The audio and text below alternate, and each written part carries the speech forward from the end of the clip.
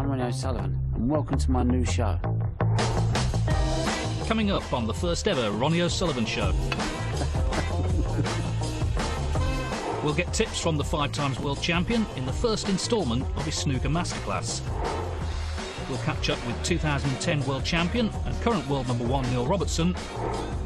Plus we'll look back at the Welsh Open with Ronnie's record-breaking maximum. And there's a chat with one of snooker's rising stars, Joel Walker. Ronnie O'Sullivan has dominated snooker in 2014. His Welsh Open title just 3 weeks ago was his 26th ranking title of his career, and the 147 in the final frame took him beyond Stephen Hendry's all-time record. It was his performance at the Masters back in January that produced the biggest plaudits of all, with many describing it as snooker from the gods. Good friend Andy Goldstein caught up with Ronnie at his flat to get his thoughts on that incredible display. Brilliant start to the new calendar year, if you like, 2014. And obviously the Masters is like a huge event for me because it's in London. So it's an event I love playing because there's all the top quality players in there, so you know every match is like a final really. So to manage to win it and win it in the style that I did, which is quite unbelievable really. You're laughing, aren't you, because you're thinking of that game against Ricky Walden? Well, I'm laughing really because not many people know. I mean, that 2 days before the Masters I was going to pull out due to stress and exhaustion. Again, you know, I'd played so much September, October, November. I tried to play as much as I could. And with the stress of everything going on, you know, I just find I was really struggling, to be honest with you. And I said to my mate, I just said, you know what, I said, I can't do this no more. I said, I'm not happy, I'm not enjoying it. I feel like I'm a slave to the snooker, I'm travelling, I'm trying to juggle, you know, trying to be a father and, you know, just trying to keep everyone happy, basically. And the stress of it all just became all too much, you know, and I just decided then that I was not going to live the next 10 years how I'd lived the previous 5. Maybe it's better I just turn up tomorrow, get beat 6-0. No one needs to know, and then I can just plan my future. You know, I just need to back off of travelling and playing so much, and just need to just get control of my life again, because it was just like everything was spiralling out of control. And it's another big victory for the Rocket. Far from losing in the first round, Ronnie eased past Robert Milkins to set up a quarter-final clash with Ricky Walden. And everything went perfect for you that afternoon. Are you aware when it's going on now, you look back, surely even you say, you know what, that was pretty close to perfection? Yeah, well, I haven't really seen the match. All I remember is going into the match thinking, you know, tough match. And I remember Ricky starting off with a nice break of 30-odd, and I thought, oh, you know, I don't want to get off to a bad start. And all of a sudden I missed one ball, and bang, I cleared up, and I thought, oh, that's it. And then after that, there's only probably one shot I really remember from that match, and that was when I went into the pack, and I had this red, and I knew it wasn't an easy red, but it was into the middle, and I thought, yeah, I'm going to go for it. And I remember potting it, and when that went in, I thought, oh, if I'm potting that, mate, there's nothing safe. I was hitting the ball kind of with that much accuracy that, you know, I just felt like, you know, everything I went for or touched was just going to go in. Well, what can you do about that? He swerved round the brown. My aim was to try and hit the red kind of full ball, but leave a good white. I wasn't going for the pot, but then when the pot went in, and I just thought, well, that's a bonus. But then the black wasn't easy, so I managed to pot the black, and I remember breaking the reds up. So even though you get a fluke, there was still a lot of work to do.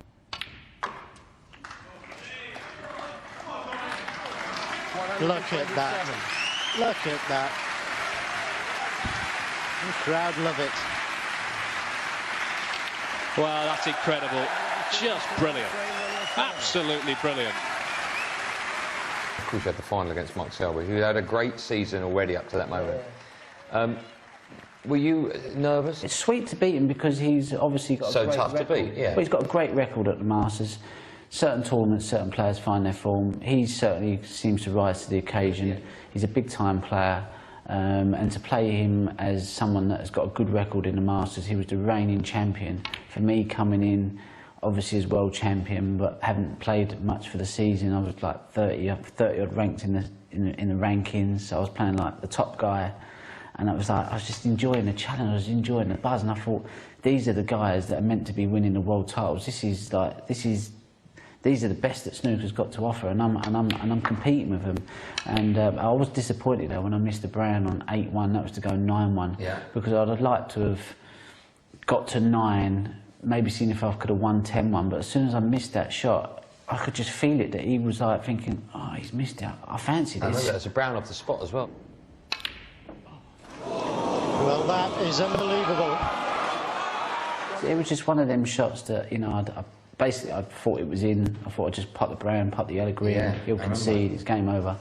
And I just remember missing it, and then he cleared up, and then it's like his whole demeanour changed. It was like, hold on, he fancied winning the match. I'm thinking, I'm still 8-2 up, but this guy fancies he's going to win the match, and that can sometimes be difficult to play against when you feel like you've played someone off the park, but yet they still feel like they're capable of beating you. So I kind of had to dig in again and try and find some resolve from somewhere to try and not let him get back to 8-6, because everybody knows that Mark is probably better coming from behind than he is being a front runner. Ronnie O'Sullivan, 8 frame and out. 19 years after he won this title for the first time, he's won it for a 5th. How long did you get to keep that for? I think about a couple of months. I think they want this back for the World Championships, so as they'll have this, the Worlds and the UK's on display for the fans in that. But okay. You know, why don't they let you keep it? I feel a bit cheated by it. Yeah, you've won 5 now. I had like 6-7 days of playing some great snooker and competing, and like I remember coming back from a pro-am when I was about 12, and I'd won £600. But they didn't give me a trophy, and I got home and I was devastated. I was like, what's money? I just wanted a trophy. You know, because I used to look at my trophies and think, yeah, I earned that. So the celebrations can begin for Ronnie O'Sullivan and his family. In 2014, he is the Masters champion. After the break, it's back to Newport with Ronnie analysing that 147 in the final. And there's a chat with one of snooker's rising stars, Joel Walker. Welcome back to the Ronnie O'Sullivan Show. Ronnie's second tournament of 2014, the Welsh Open, proved to be another successful one. He eased through to the final, where he came up against the season's in-form player Ding Junhui, who had already won 4 ranking titles during the campaign. The final was a one-sided affair, but what happened in the last frame was truly special. Okay, let's have a look at the frame. You've seen this before? Since? Yeah, I've watched this a couple of times.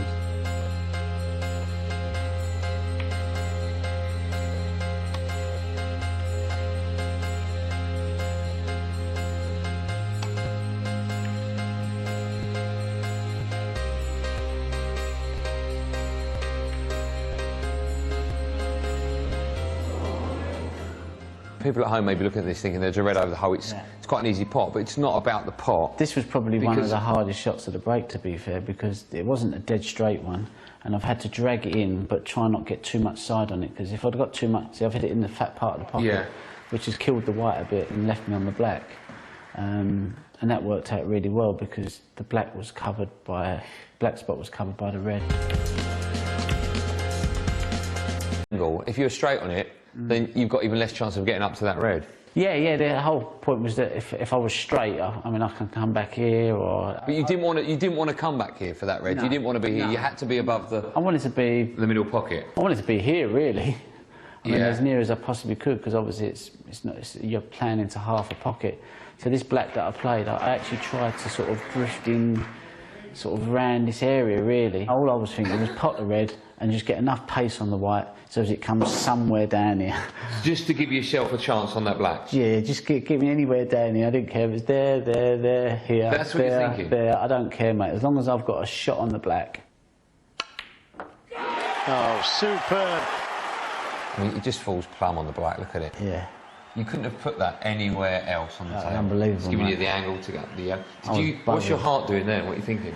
I started to get excited now. This is when I started to get excited, because up until then, although I took 14 reds, 14 blacks, I still had that difficult red. Now this was the shot that done me. I wanted the white to stop there, really, but it's kind of drifted on a bit, so now I've got to play like a slow sort of drag stun, And as soon as I hit it, I sighed. I was like, oh. Look, it's gone off the... The white got away from me. I was gutted. I thought, I've done all the hard work and now I've just messed it up on the easy yellow. So my idea was to get it in there, nice bit of side, punch it in, and let it just drift in around here. And I knew as long as I got that bit right, these bits just take care of themselves. I mean, it's such a difficult shot. Not as difficult as the red we just saw, but playing this with the rest, to punch it in, to dig down on the cue ball as well. I mean, I've hit it really good. Yeah. You can see the way it's just drifted round. It just glides, doesn't it? It just glides there. And there, are you thinking now I've done all the hard work? Yeah. Of course, you've got the blue to pink, which is not the easiest ball in the world. The blue, I've got a humongous kick on it. Yeah, the kick. Yeah, the kick helped me maybe. It's because it slowed the white down. But widened it up a little bit. But here I'm just thinking, lovely. What's that feeling like? Getting down for the last just two? Pure excitement, mate. Just pure excitement. Especially when this goes in, I was like, look. Ooh. And then, so you got the cue in, of course, in that hand, and then you flip it over. Yeah. Brilliant. Sensational. Ronnie O'Sullivan brings the house down with a maximum break to win the title. Brilliant. Yeah, it was good fun. Good, exciting, you know. I was like buzzing with that. Really. How long does that buzz take you to come down from?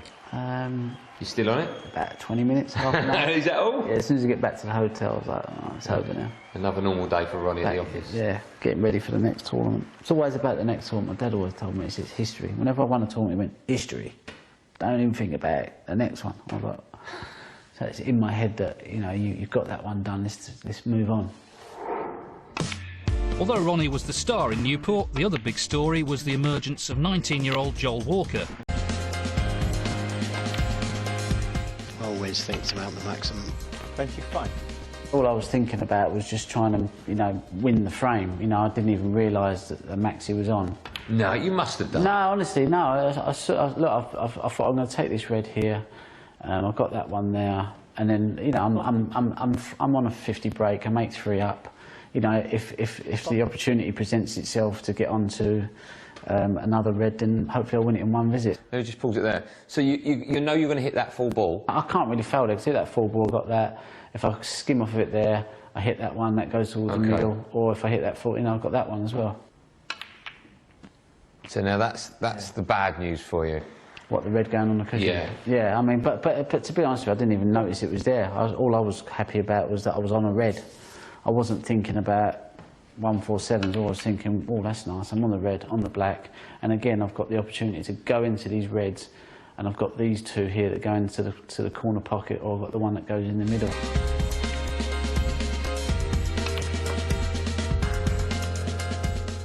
I looked at the scoreboard when I walked around the table here, and I thought, oh, 49, blacks, reds, there's a 147 on here.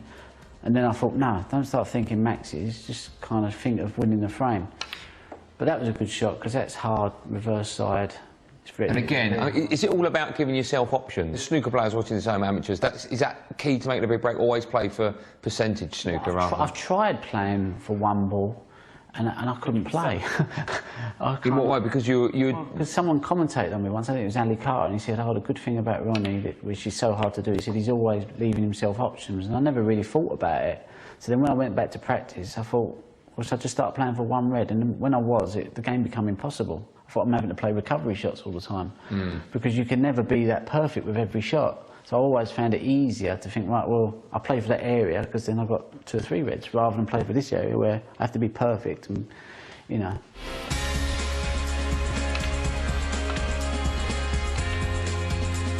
So the title is his. Just a question now, can he finish with a 147? This was a good shot after here, this one here. I got into this too well, so I want to come there more. Okay. So I've kind of left myself the angle on this red, if he pulls it a bit. See this one here? The natural angle is to go away from I want it to be here, so as I can come straight back and here. But my angle was that I popped the red in there, and my white was going over to there, so I had to kind of put a lot of left-hand side on it, screw it off the cushion, through to the gap. Yeah, I've hit this so good. Look at this. Just going away from the... Yeah, black, I mean, it was perfect. But also, not only that, you had to make sure you left yourself an angle. Who made it through to the quarter-finals, beating Stephen Maguire. Ronnie went along to Sheffield to catch up with snooker's young star, who he actually picked out of a talent competition 4 years ago. So how did you feel then after wow. Before the tournament, if someone had just said you'll get to the quarters and lose 5-4 to Ding, I'd have snapped someone's hand off. But yeah, absolutely. But looking back on it, you're probably thinking... Yeah, I'm feeling a bit disappointed because I had a chance to win.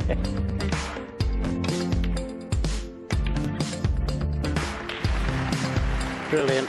A break of 101 has put Joel Walker one frame from causing a massive upset here at the Welsh Open. He's probably been the most consistent player this season, and so I've had a chance of beating him. Well, I've proved to myself that I can do it. I remember the press asking me, they said, you know, Joel Walker, they know that obviously you won the junior thing. And I said to him, I said, he's a rough diamond. Well, I started playing this game when I was 6 just because I loved it, and for it to be my profession, and I've got a chance of winning tournaments and showing people what I can do. I mean, it's awesome. Yeah. Have you set yourself a target or a long-term goal of where you'd want to be in, say, 10 years' time? Or do you look that far ahead, or do you just kind of just stay with it as it is? And I try and plod along, but obviously I want to be world champion and try and become world #1. I know it's going to be hard, but I feel like I'm capable of doing it, else I don't think I'd play it. Can't miss left-handed. Yeah, I reckon we'll be seeing a lot more here. Hopefully. Yeah, we're playing you in the final soon. That would be That'd be nice. That would be nice. That's the target. I think that's the target.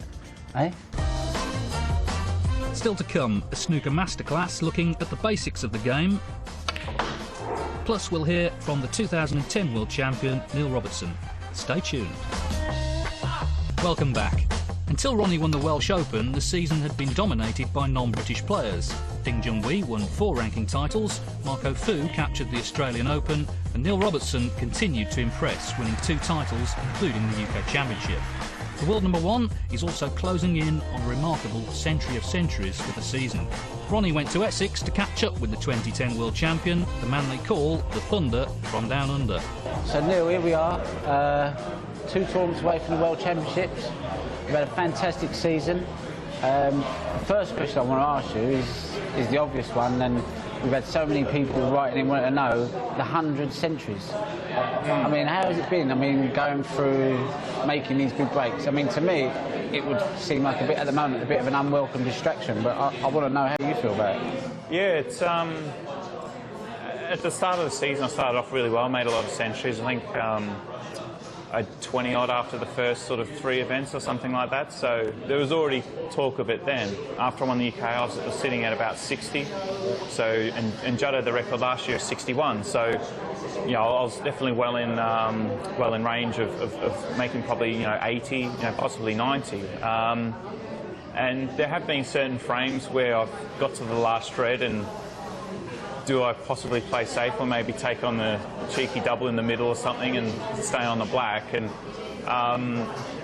I have lost 1 or 2 frames actually this season thinking about the 100 centuries. My dad would love me to get 100 hundreds as well. He's sort of keeping track and he's telling me how many I've had. Sometimes I don't know how many I've had and I get a phone call from him and he's like, yeah, you got one there. You're on 89 now or something. And I'm like, yeah, all right, Dad, just let me play. Let me just do it. Don't.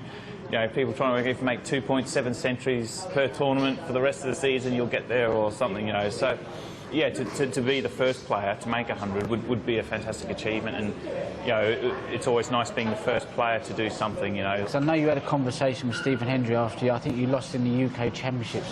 Mark Selby. Yeah, you lost to Mark Selby, and I know that you had a conversation with Stephen Hendry in the bar afterwards, and you were saying to him, how do you kind of obviously the most prolific break builder the game's ever seen, probably the best player that's ever to play the game.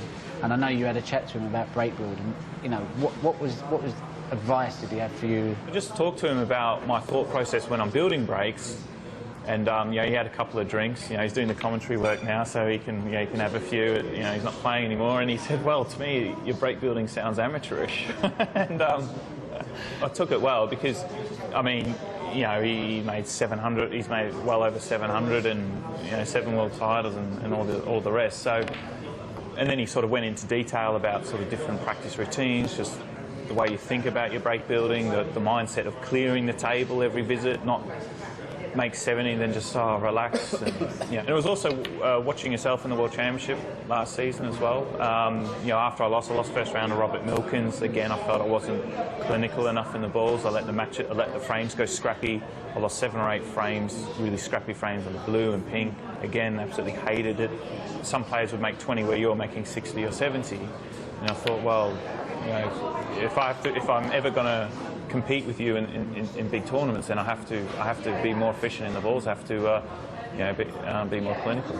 You kind of win the UK Championship this year, obviously off the back of speaking to Stephen Hendry. You've now become like one of 8 players to have won the triple. What did that mean to you? To join such an exclusive group was, very emotional for me, because especially, when I first come over in '98, I was only 16 and I was nowhere near good enough really to even be professional at that stage, and fell off the tour 3 times. Got back on, came over in 2003. That's just something that just never even would cross my mind in a million years. It was the real sort of sense of satisfaction. I've won all like the 3, the 3 majors, and it was absolutely incredible. I would imagine, just listening to that kind of knowing where you've been, where you've come, you kind of have a much more of a special appreciation for what you've actually achieved. My appreciation for everything I've achieved is, never changed. I was probably maybe 6 months before I came over. I was in the queue at the job centre to get to be on the dole. I was. What's this, back in Australia? Yeah, back in Australia, about 6 months before. It's still 2003. I didn't have a job. I had no qualifications. I left school really young. So, and I just couldn't do it. So I turned around, I walked out, and I've got to give snooker one more chance. I don't want to be like this, So I've always sort of stayed pretty focused and keep remembering, what it was like before I turned pro. The sort of the struggles that I had. So now, triple champion, Masters, UK Worlds. For me, you are one of the players that should be focusing on winning more Worlds, more UKs, more Masters. I think you're established now. You're in that bracket. You're the #1 player in the world. What I'm interested in now, how are you going to peak at the right times? I think that, well, in some ways, I think that you're kind of leading the way with how players should, treat themselves. With, obviously you do a lot of running and that, and you're, probably without doubt the fittest player on the tour.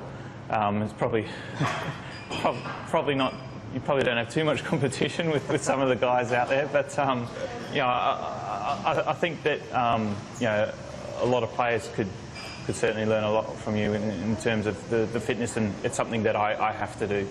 Focusing on the big events, building up towards that, towards the UKs, the Masters and the Worlds, combining the physical fitness with the practice and making sure you're as fresh as you can possibly be.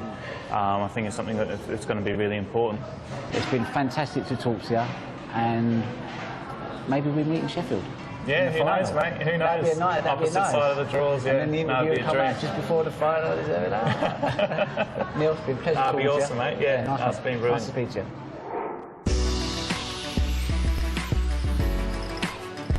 Right, today I'm going to be showing you how I play snooker. There's going to be a few tips in here. We're going to start off with the stance, the grip, getting set up for the shot, and later on we're going to go into some more advanced stuff. But just to start off with, I think we're going to start with the basics, which is where to hold the cue and where to put your bridge hand and how to kind of line up the shot, which is the most important part. I normally like to hold the cue here with the flat facing up to the ceiling. Copied that off of Steve Davis when I was a young kid, so I've always stuck with that. As an average, you'd like to kind of keep your hand here, so you've got kind of a little bit of a cue overhanging, but not too much, all depending on what type of shot you're going to be playing. And then obviously we're going to be walking into the shot, and you obviously lead with your right leg first, which we're going to try and keep straight as an anchor, and then the left leg is something that you naturally would bend, and that will help you to get down to the shot parallel. And we want to try and keep this hand, all depending on what type of shot we've got to play, but as an average, I like that kind of distance from the ball. But obviously, again, all depending on what type of shot you're going to be playing. If you want more power, then obviously you kind of have a little bit more overhanging. So we're going to start off now by walking into the shot. So I walk into the shot, right leg straight, left leg bent, grip nice and loose, And as I come through, I slowly accelerate with the pressure grip there.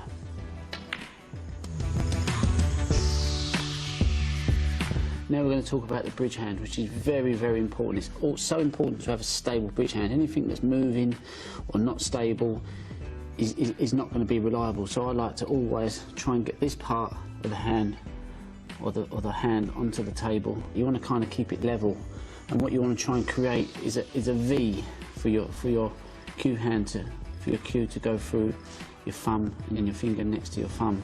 And what you want to be able to do is to make it that solid that the cue can go nowhere but along this line here. You don't want it going across there, you don't want it going across there, you just want it driving fast and forward through into the shot. I always like to kind of make sure that when I'm addressing the ball, my right forearm is parallel, and what I mean by that is it's not too far there or I'm not too much inside. Kind of think, well, there's a kind of neutral position, and for anyone trying to advance in the game, I always think that's a good kind of something to have in your as a routine, if you like. So kind of bear that in mind. I'm not saying one's right, one's wrong, but this is what actually works for me, and I haven't done too bad.